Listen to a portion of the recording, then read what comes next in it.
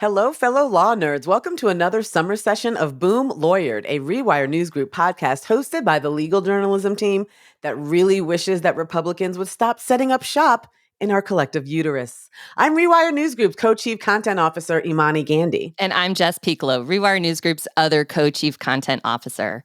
Rewire News Group is the one and only home for expert repro journalism that inspires you to settle in for a really fun conversation about Medicaid, folks.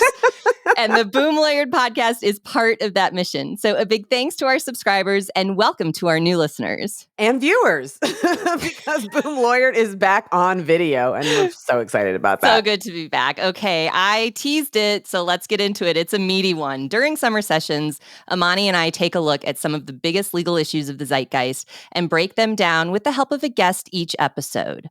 This episode is all about Republicans' efforts to defund Planned Parenthood and what those efforts are really about. And that's using abortion stigma to try and strip millions of people, folks who are insured via Medicaid specifically, of health care. Republicans have been screaming about defunding Planned Parenthood since both you and I got into repro journalism. That was like 2011, 2012. Like, it seems like they've been trying to defund Planned Parenthood since like the dawn of time, essentially. And it's always some variation of the same theme, right? Claiming that Planned Parenthood health centers can't be qualified under Medicaid because some of them provide abortion, even though no federal dollars go to abortion, even though they should, because it's discrimination in the delivery of healthcare services not to. But we got a little man named Henry Hyde and his little amendment that has been stuck in every budget bill, that was stuck in every budget bill while we still had Roe since 1976. So this whole Planned Parenthood is like killing babies. Even if that were true, federal dollars aren't going toward it. And just to be clear, it is not true. It's so wild. It's annoying at this point that we still have to listen to people making these same ridiculous claims. And it just gets even wilder because the Trump administration and its big, terrible, no good budget bill, which Congress recently enacted, set its sights specifically on defunding Planned Parenthood, along with devastating the Medicaid program generally. And it's really hard to overstate how catastrophic the effects of this budget will be should it all take effect. And without putting you to sleep, I promise, we are going to explain quick how this Medicaid business works and why Imani and I are dedicating an entire summer session episode to it. This is going to be the most exciting conversation you've ever heard about Medicaid, so let's do this. Love it. Medicaid is the largest source of health coverage in the United States. Mm-hmm. The largest. Approximately 51% of Planned Parenthood members' patients rely on Medicaid for their health care, and half of visits to Planned Parenthood member health centers are covered by Medicaid. And it's safe to say that most folks don't really know how Medicaid works, okay? Medicaid is health insurance. It's administered by the states, but funded primarily by the federal government. States choose to participate in the Medicaid program. They don't have to, but they choose to. It's not mandatory. Each state participates, though. So Medicaid provides health insurance coverage for folks who are low income, disabled, and importantly, about 16 million women of reproductive age, according to ACOG, that's the American College of Obstetricians and Gynecologists. So if a person qualifies for Medicaid, they can enroll in the program and start getting their healthcare services from Medicaid providers. Just like states don't have to participate in Medicaid, right? It's not mandatory. Providers also don't have to take Medicaid. That's not mandatory either. And Medicaid generally works through reimbursement by paying back healthcare providers for covered services that those providers have chosen to give patients. Mm-hmm. Medicaid coverage includes family planning services and supplies. These are mandatory Medicaid benefits, right? So it's not mandatory to take Medicaid or to provide Medicaid, but if you do, you got to include family planning services and supplies, at least for now, until RFK Jr. and his brainworm and Dr. Oz and whatever the hell is wrong with Dr. Oz gets their grubby little paws on Medicaid benefits. Mm-hmm. And look, Congress has long prohibited the use of any federal Medicaid funds from covering abortions, except in very limited exceptions. But that hasn't stopped Republicans from claiming that Planned Parenthood uses federal dollars to basically run abortoplexes, like drive-through abortoplexes all across the country. Get an abortion, get your nails done in a coffee. That's just not how it works. Oh, but I wish it was. But it should work that way, It should honestly. work that way. If only it did. To make matters worse and more complicated, the Supreme Court opened the door this term to states like South Carolina also excluding Planned Parenthood health centers from receiving state funding in a case called Medina versus Planned Parenthood versus South Atlantic. It's a whole mess that has the potential to upend the health care of millions of people in this country. That is why Imani and I are thrilled to welcome Planned Parenthood Federation of America President Alex McGill Johnson to unpack these latest attacks on Medicaid and Planned Parenthood, including how Planned Parenthood is pushing back. Alexis, thank you so much for joining the show and sitting through our Medicaid explainer in the upfront. We are so happy to have you. Thank you so much for having me. And I really want one of those abortoplexes. I need one. I have the design already. Like I can see it perfectly. So, okay, we're recording this episode at the end of July.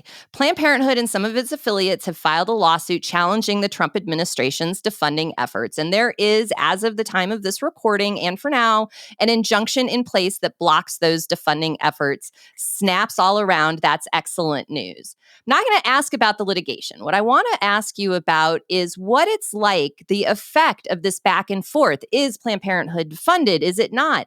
What is that like for patients and providers right now? Thank you so much for asking that question. I do want to take 1 second and just pause and celebrate this critical victory because we have so much coming at us every single day. And we are watching so many other people, organizations, industries capitulate. We have been watching lawmakers transfer billions of dollars to their benefactors, right, at the expense of people on Medicaid. And so I just want to say it feels really good to fight back, and it feels really good to have a judge agree with a key argument that this is unconstitutional, right, and that Medicaid patients deserve to be able to use their insurance for coverage of care. But the back and forth is excruciating, right? I mean, this is really about the chaos and confusion and the flood the zone of this administration. It means that already some Planned Parenthood health centers have been forced to make really strategic decisions to steel themselves in this kind of unpredictable environment because we've had this defund provision. We've also had the withholding of Title X. We've had withholding of TPPP funding, right, for family planning and educational services. And of course, the Medina versus Planned Parenthood South Atlantic. And so we have affiliates who are making these hard decisions every day to close health centers. And when a health center closes, it's very difficult to bring back. You lose access to the providers. Patients have to travel further or they may forgo care altogether. It means that they may need time-sensitive care and they may not be able to get it in time. And I just think that having this win and allowing Planned Parenthood health centers to remain open and to be able to get reimbursed for the services that they are providing, just like any other healthcare provider, right? Just like any other healthcare provider, it feels good in this moment to be able to provide with Medicaid. I'm glad for you folks that you have that. And I think it's such an important point. We so frequently don't take the time to celebrate the wins. And because, as you said, it is a flood the zone approach.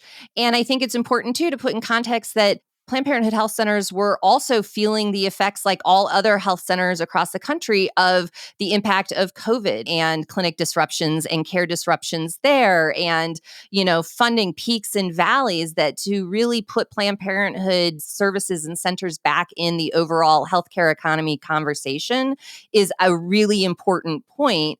And I think Republicans and conservatives have gotten a lot of traction by siloing Planned Parenthood. And I just like your thoughts on that. Yeah, I think they have gotten a lot of traction. But remember, they also didn't really want to take this vote. When Planned Parenthood came up in conversation, a couple of them took a walk. I'm looking at you, Gabe. Evan's right there in Colorado. A couple of them complained to leadership that they did not want to poke the pink bear because they knew that Planned Parenthood supporters will be mad, right? That Planned Parenthood patients will be angry, and that the majority of people support access to abortion, and that includes the majority of Republicans and independents. And so I think they were whipped into taking this vote and defunding Planned Parenthood and one other provider. But I do think that it's really, really important for us to remember that the power that we have, I feel like I'm being like in this optimistic mode. Maybe that PI is giving me a little energy, but it does feel like it continues to give us life when you actually fight and really get focused on your freedom and access, that the stars will align. You mentioned that patients would get mad if you poke the big pink bear. Can you explain for our audience how these proposed cuts to Medicaid generally, combined with attempts to keep Planned Parenthood health centers out of Medicaid programs, is a 1-2 punch to Black and Brown patients specifically? Yeah, absolutely. As you mentioned, about 50% of our patients rely on Medicaid for their health insurance. And I've heard from my incredible colleagues across the Federation who are opening up health centers every single day, calling patients personally to say that at the time when the bill passed, that they may not be able to provide for them. And patients asking, should I get off Medicaid so I can come see you because you are such a trusted provider for me and my family, and you've been with us for generations. And and that's a shout out to Adrian Manzanares right there in Colorado again. But I think it's a testament to the impact, because we understand that particularly for BIPOC communities, for Black and Brown communities that have been disproportionately, they're more likely to be covered by Medicaid insurance and more likely to be impacted by other healthcare disparities, whether that's maternal mortality, lack of prenatal access. States like Georgia, where only half of the counties have OBGYNs, right? And to your explainer point, I think it's really important to remind people that there may be providers in your area, but not everybody takes Medicaid, because not everybody will see low income patients, which in itself is discriminatory and should be illegal. But it is so important that we understand that these cuts are going to impact the most vulnerable communities already. I've heard from so many people across, I've done a lot of in district work and been in community with folks, some of whom didn't even know that they were actually on Medicaid, it may be called Medi-Cal in California or Badger Care in Wisconsin or Apple Care here, and they were connecting the dots. Like, now this is going to impact my access to Planned Parenthood. Now it's going to impact the mental health that my child is getting through the school district. It will impact the hospice care that my mother-in-law is getting. I'm connecting the dots on these cuts and understanding Planned Parenthood as a critical part of the public health infrastructure inside of that just feels like a triple punch. And for so many communities, again, who are very reliant on his federal insurance for care. And it's those same communities, those same vulnerable communities that are going to be most heavily impacted, that are also the most sort of maligned in the media and in society. So it seems like there's going to be this manufactured health crisis, right? A manufactured health crisis if Planned Parenthood is removed from the pool of providers. And then it's going to push marginalized people into worse and worse health outcomes, worse and worse pregnancy outcomes. And then when they have bad health outcomes and bad pregnancy outcomes, they'll be blamed for it rather than blaming the government or blaming Republicans for taking such a trusted provider and just removing it from the realm of possibility. It's so important, because defunding Planned Parenthood and defunding Medicaid isn't just about Medicaid patients, right? It is really understanding as well that Medicaid is actually what sustains our healthcare system writ large, right? So even if you're not a direct beneficiary, it keeps rural hospitals open, right? It keeps many of the health centers that we rely on open. It is, I think, the largest provider of costs for our residents. So training residents, ensuring that rural hospitals, that you don't have to drive 3 hours in order to deliver a baby or get an STI treatment or what have you. It's just wild that these are the choices that these electeds made. And many of their communities are among the biggest recipients of, of Medicaid insurance. So it's wild. And as well, it will continue to impact significantly people of color, and also a lot of rural communities that are not of color that also rely on Medicaid heavily. The rural community issue, I think, is one of those sort of sleeper issues that folks will really see. I mean, we've witnessed an attrition in OBGYN care after Dobbs in some of the states that have enacted some of the really strictest bans afterwards, and upending Medicaid's role in health systems. I think folks don't, and again, that's why we're doing the show. They don't understand really the economy and the ecosystem of healthcare in this country. So we're not even a year into a second Trump administration. It feels like we are 40 in, but we're not. But we're witnessing a large-scale dismantling of our public health systems generally writ large. So on a scale of 1 to 11, How would you rank the combined threat to the future of public health that is RFK Jr. at Health and Human Services and Dr. Oz at CMS? And so for our listeners who don't know and viewers who don't know what CMS is, Dr. Oz is the administrator at the Center for Medicaid and Medicaid Services. We can't go higher than 11. Go as high as you need to. I mean, I would truly. Like literally like 11 million. It's a true threat that you have RFK Jr., you have Dr. Oz, you have, quite frankly, the entirety of the Trump administration posing threats to sexual and reproductive health care, but really global health is truly off the charts. And it's not something that is happening in the future. It's actually happening right now.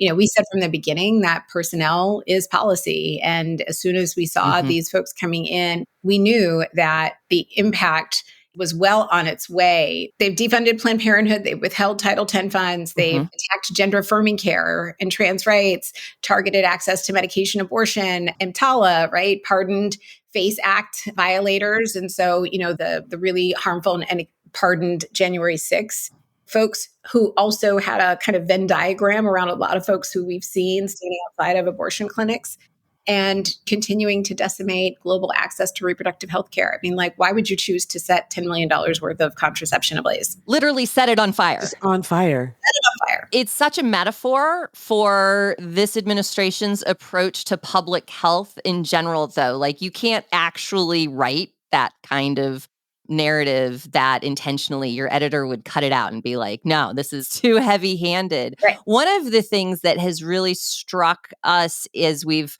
seen this new administration, and particularly around the areas of public health, is the immediate acceleration and amplification of misinformation coming out of the federal government, particularly around reproductive health care. And with the Make America Healthy movement, again, with Maha, misinformation is baked into the cake.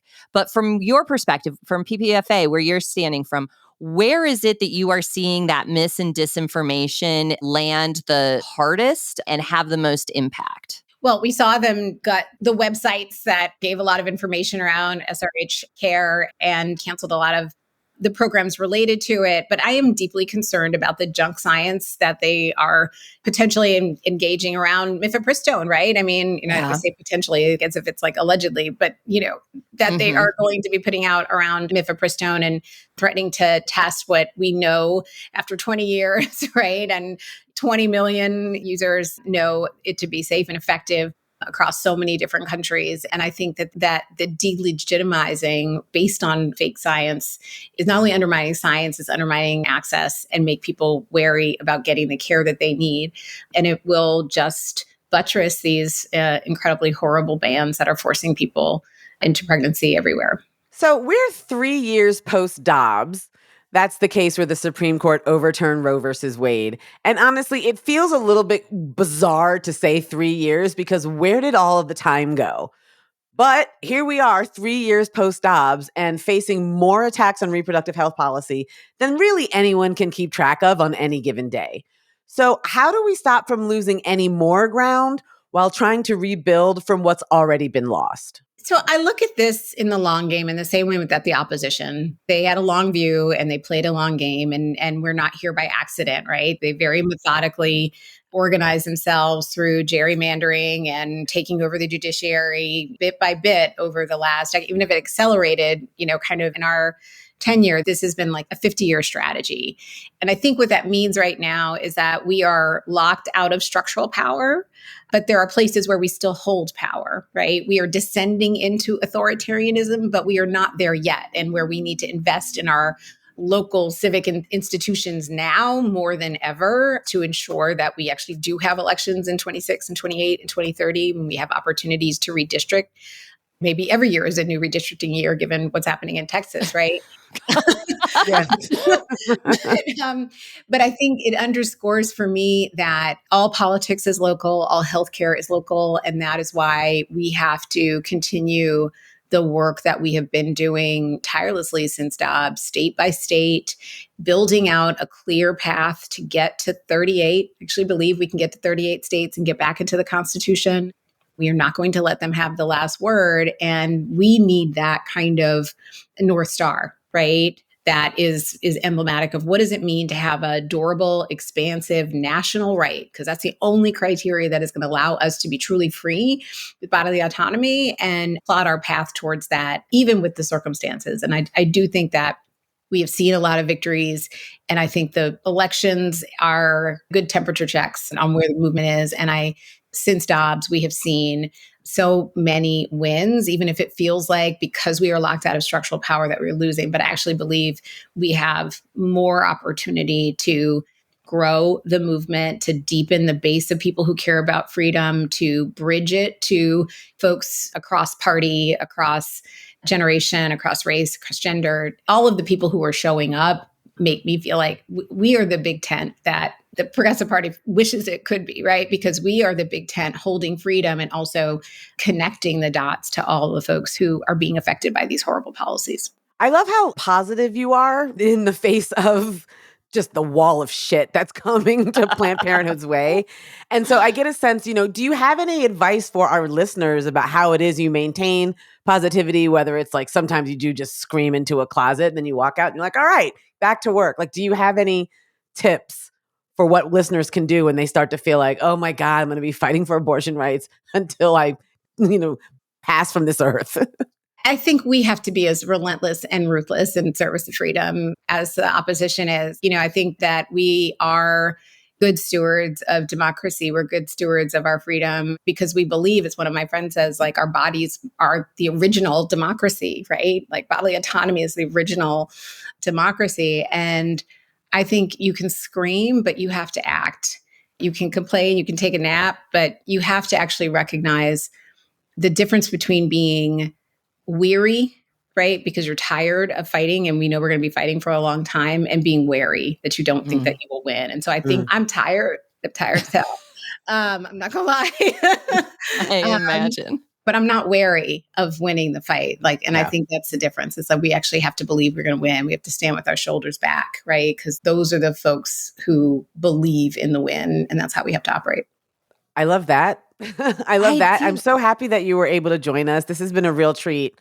Planned Parenthood is such a big giant, and I think it's good for people to hear from like the head of Planned Parenthood that she's a person with feelings and thoughts and ideas. And, I just think that our listeners are really going to enjoy this conversation. We're so thankful that you were here to join us. Absolutely. And I just really want to say that I appreciate and how you underscored the role that Planned Parenthood plays in public health infrastructure. We are in a moment where the safety net as we know it is shredded.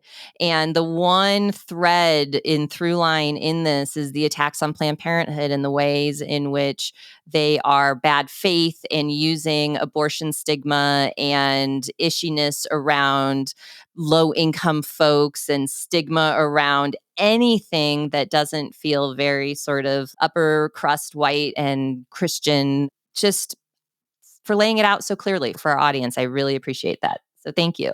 Hey, it's an honor, as I told you, but I'm a huge fan of your work and your ability to translate and make us laugh in the middle of all of the crazy. So that little laughter, that is literally medicine that lubricates our brain and allows us to take some of the hard truths in and empowers our fight. So we appreciate you at Planned Parenthood. I tell you that all my colleagues do. And thank you for doing what you're doing.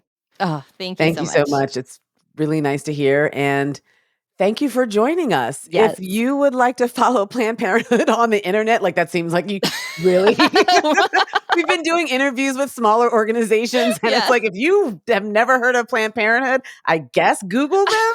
We're probably following you. Yeah, exactly. But, follow Planned Parenthood online. Get in, figure out what's going on in your community when it comes to Planned Parenthood.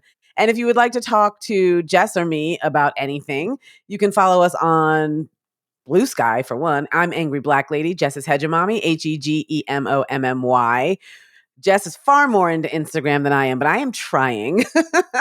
But RewireNewsGroup.com is on Blue Sky, Rewire News Group on Instagram, TikTok, Threads. Follow us all of those places and go to our website, RewireNewsGroup.com. Sign up for some newsletters. Get into it. We've got a lot of great content. And on that note, what are we going to do, Jess? Well, before I sign off, I was going to say, I really thought you were going to say Jess is way more into insurance than I am, which is also... which is also probably true, actually. Sadly enough, because I need more hobbies. But on that note, folks, we're going to see you on the tubes. We'll see you on the tubes, folks.